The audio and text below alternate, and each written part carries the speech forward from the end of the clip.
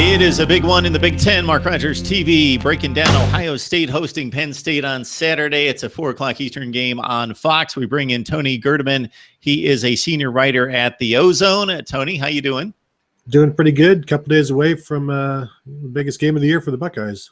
Yes, this should be a good one. So for the longest time here since Oklahoma, the Buckeyes have been looking for redemption, and it's impossible to get it against the likes of Army, UNLV, and even some of the Big Ten teams that they've played to date. It seems like they've kind of gone up a ladder to a certain extent in terms of level of play, in terms of the opponents, but it's been a very gradual ladder. So it is going to take a huge jump from Nebraska to Penn State with a bye week in between.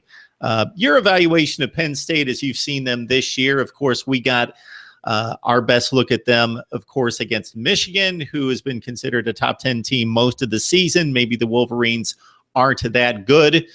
They're really good on defense, but maybe they're not elite, and maybe they were supposed to be decent on offense, and they're not decent on offense. So we'll see about Michigan later on, but I can't imagine they're any worse than like an 8-4 team. So Penn State dominates a Michigan team still with a lot of talent and ability and a solid defense, a more than solid defense. So your thoughts about the Nittany Lions? Yeah, I was impressed by what they did against Michigan. It was a Michigan offense, Michigan starting quarterback, but how good is Wilton Spate even?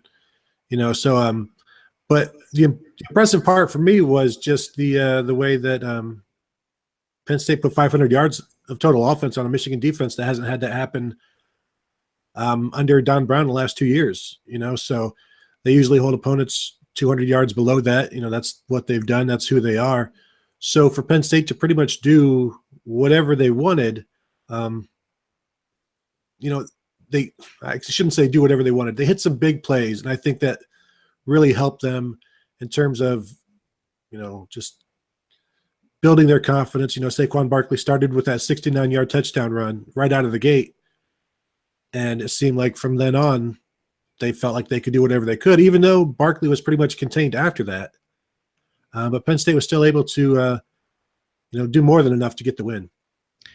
Tony, I think Penn State a bit has been inflated in regards to a ranking to date, even with a win against Michigan. So the schedule has not been difficult. They had a trip to Iowa.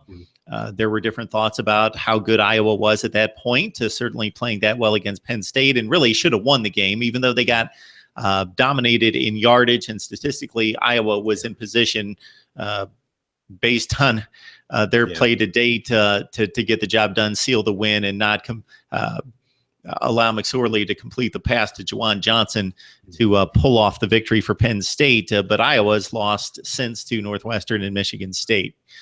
Penn State, the one difference that I would say in Penn State taking on inferior foes versus previous seasons is they put their foot on the throttle and they really crushed them, as opposed to just winning 31-14 against most of these MAC teams and some of the lesser teams in the Big Ten. Even Indiana, they did not struggle like Ohio State or Michigan.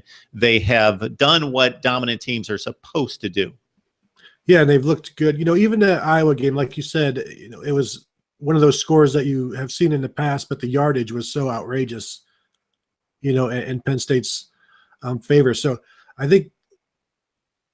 do believe they're overrated at 2 right now, because like you said, where's the big win is against Michigan, who at this point, it wasn't the same Michigan, earlier in the season, I think. But you can still be overrated at this point. There's no effect, down the road, because you're going to have Ohio State, you're going to have Michigan State, and you're going to have Wisconsin, so overrated or not, you'll eventually be rated properly once you get through these games and the committee gets a hold of you.